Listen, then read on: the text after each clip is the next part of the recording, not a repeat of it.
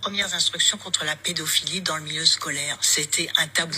Avant, on mutait discrètement les pédophiles, ainsi possible dans les Outre-mer. Comme ça, c'était loin, on n'entendait plus parler. C'est quand même impressionnant qu'on soit dans une époque où on essaie de nous faire croire, ou plutôt on nous impose le fait que le monde avait changé. Parce que historiquement, les prisonniers français étaient envoyés dans les colonies françaises pour purger leur peine dans le cadre de la transportation pénale. Et on constate aujourd'hui que exactement les mêmes procédés sont encore appliqués aujourd'hui, en utilisant les Outre-mer comme une poubelle pour les déchets de la société. Ou on a encore des politiciens qui proposent sans pression d'envoyer les prisonniers condamnés lourdement en Outre-mer. Et si les personnes venant d'Outre-mer avaient le malheur de contester ce genre d'absurdité, vous voyez comment ils vont les attraper. On va leur faire comprendre qu'ils doivent être contents, voire heureux d'être appelés français, même s'ils ne jouissent pas des mêmes privilèges. Et ils ne doivent pas montrer de l'ingratitude vis-à-vis de la métropole et doivent être contents pour le peu qu'ils ont. Parce que oui, apparemment, ça doit être un honneur d'être la poubelle de la métropole. Absolument personne n'a envie d'avoir des pédocriminels comme professeurs pour ses enfants. Mais bon, en Outre-mer, on peut tout tolérer, hein ? Mais à entendre certaines personnes, ils doivent être contents parce qu'on leur envoie déjà des professeurs en fait.